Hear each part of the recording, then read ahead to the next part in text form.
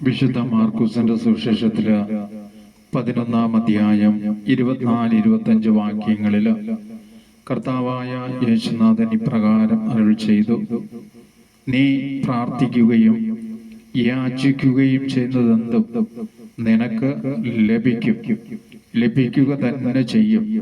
എന്നാൽ നിനക്ക് ആരോടെങ്കിലും എന്തെങ്കിലും വിദ്വേഷമോ വെറുപ്പോ ഉണ്ടെങ്കിൽ ആദ്യം നീ അത് ക്ഷമിക്കുക.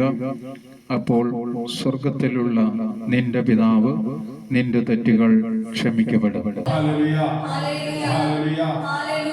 പിതാവിനാൽ ആകർഷിച്ച് യേശു രക്ഷകന്റെ പരിശുദ്ധ നാമത്തില് പിതാവ് നമ്മെ കൂട്ടായ്മയിൽ വിളിക്കുന്നെങ്കിൽ ദൈവത്തിന് നമ്മെക്കുറിച്ചുള്ള പദ്ധതി വെളിപ്പെടുത്തി തരാൻ വേണ്ടിയാണ്. കൂട്ടായ്മയിൽ വരുമ്പോൾ ഏറ്റവും എളിമയോടും ക്ഷമയോടും സ്നേഹത്തോടും വിശുദ്ധിയോടുകൂടി ആയിരിക്കുമ്പോഴാണ് നമ്മുടെ പ്രാർത്ഥനയ്ക്ക് ദൈവം ഉത്തരം തരുന്നത്. വിദ്വേഷവും വെറുപ്പും വൈരാഗ്യം വെച്ചുകൊണ്ട് ദൈവസന്നിധിയിൽ വന്ന് പ്രാർത്ഥിക്കുമ്പോഴാണ് നമ്മുടെ അനുഗ്രഹങ്ങൾ നഷ്ടപ്പെടുന്നത്. നമുക്കറിയാം, പ്രീസനും ചുങ്കക്കാരനും ദേവാലയത്തിൽ പ്രാർത്ഥിക്കാനായി കടന്നു ചെന്നു. പ്രീസൻ അൾത്താരയുടെ മുന്നിൽ ചെന്നുകൊണ്ട് പ്രീസൻ ചെയ്ത നന്മകളൊക്കെ ദൈവസന്നിധിയിൽ പങ്കുവയ്ക്കാൻ തുടങ്ങി.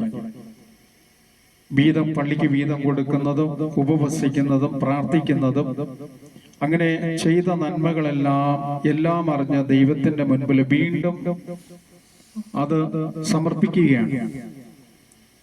എന്നിട്ടോ പ്രീസൻ പിന്നിൽ നിന്നും പ്രാർത്ഥിക്കുന്ന ചുങ്കക്കാരനായ ദൈവത്തിന്റെ മകനെ തരം താഴ്ത്തി. എന്താണ് തരം താഴ്ത്തിയത്? പിന്നിൽ നിൽക്കും ചുങ്കക്കാരനെ പോലെ അല്ല ഞാൻ. എന്നാൽ നിഷ്കളങ്കതയോടെ ചുങ്കക്കാരൻ മാറത്തടിച്ചുകൊണ്ട് ദൈവത്തോട് പ്രാർത്ഥിച്ചു: കർത്താവേ, നിന്റെ തിരുസന്നിധിയിൽ നിൽക്കാനുള്ള യോഗ്യത എനിക്കില്ല, എന്റെ മേൽ കരുണ തോന്നണമേ. മുന്നിൽ നിന്നും പ്രാർത്ഥിക്കുന്ന പ്രീസനെ തരം താഴ്ത്തുകയോ അവഹേളിക്കുകയോ ചെയ്യാതെ സ്വയം എളിമപ്പെട്ട് ദൈവത്തിന്റെ മുൻപിൽ കരുണയ്ക്ക് വേണ്ടി പ്രാർത്ഥിച്ച ചുങ്കക്കാരന്റെ പ്രാർത്ഥന കേട്ട ദൈവം അഹങ്കാരിയായ പ്രീസന്റെ പ്രാർത്ഥനയ്ക്ക് ഫലം കൊടുക്കാതെ ശപിച്ച് ദൈവാലയത്തിന് പുറത്തിറക്കിയ കരുണയുള്ള ദൈവം. ഇതാണ് നമുക്ക് വേണ്ടത്. ദൈവസന്നിധിയിൽ വരുമ്പോൾ വിദ്വേഷവും വെറുപ്പും വൈരാഗ്യമില്ലാതെ നാം ദൈവസന്നിധിയിലേക്ക് വരിക. പരദൂഷണം അതൊരു രോഗമാണ്. വെറുപ്പ്, വിദ്വേഷം, വൈരാഗ്യം ഇതൊരു രോഗമാണ്. ഇതൊരു മനുഷ്യനില് തങ്ങി നിൽക്കുമ്പോൾ ഒരിക്കലും ദൈവത്തിന്റെ കരുണയും സ്നേഹവും ആ വ്യക്തിയിൽ വളരുകയോ അനുഗ്രഹമായി കടന്നു ചെല്ലുകയോ ചെയ്യുകയില്ല. ദൈവാത്മാവിന്റെ പ്രവർത്തനം ആ വ്യക്തിയിൽ ഒരിക്കലും സാധിക്കുകയില്ല. കാരണം വിദ്വേഷമല്ല, വെറുപ്പല്ല, വൈരാഗ്യമല്ല, പരദൂഷണമല്ല, ദൈവം സ്നേഹമാകുന്നു. ഈ സ്നേഹത്തിലായിരിക്കണം ദൈവത്തിന്റെ മക്കൾ.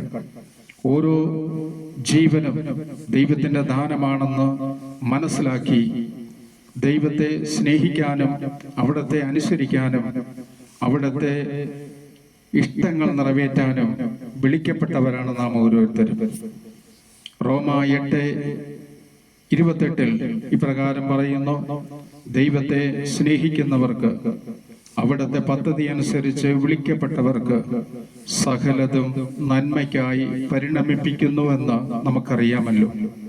ഇതാ, നമ്മെ വിളിച്ച ദൈവത്തിന്റെ മുമ്പിൽ നമ്മെ എളിമപ്പെടുത്തിക്കൊണ്ട് ദൈവം തരുന്ന അനുഗ്രഹത്തിന് പങ്കുകാരാകുവാനാണ് ഓരോ കൂട്ടായ്മയിലേക്കും ദൈവം നമ്മെ വിളിക്കുന്നത്. വ്യക്തിപരമായി നാം നേടിയെടുക്കുന്ന പരിശുദ്ധാത്മാവിലൂടെ നമുക്ക് ലഭിക്കുന്ന കൃപാവരത്തിൽ നാം ശക്തി പ്രാപിക്കുമ്പോൾ കൂട്ടായ്മയിൽ വരുന്ന എല്ലാ മക്കളിലും ആ കൃപയും ശക്തിയും അനുഗ്രഹവും നിറയാൻ സാധ്യത നമ്മൾ വഴി കൊടുക്കുന്നുണ്ട്. നമ്മുടെ വ്യക്തിപരമായ പ്രാർത്ഥനയിലൂടെ നമുക്ക് ലഭിക്കുന്ന ആത്മീയ കൃപയിൽ നാം കൂട്ടായ്മയിൽ വന്ന ദൈവത്തെ സ്തുതിക്കുമ്പോൾ നമ്മളിലുള്ള ആ സ്വർഗീയ അഭിഷേകം ദൈവം മറ്റുള്ളവർക്കും പകർന്നു കൊടുക്കും. നമ്മുടെ പ്രാർത്ഥന വഴി മറ്റുള്ളവരെ ദൈവം സുഖപ്പെടുത്തുകയും ചെയ്യും. Praise the Lord. റോമ 5:5 വിശുദ്ധ പൗലോസ്ലീഹ ഇപ്രകാരം പറയുന്നു: പ്രത്യാശ നമ്മെ നിരാശനാക്കുന്നില്ല.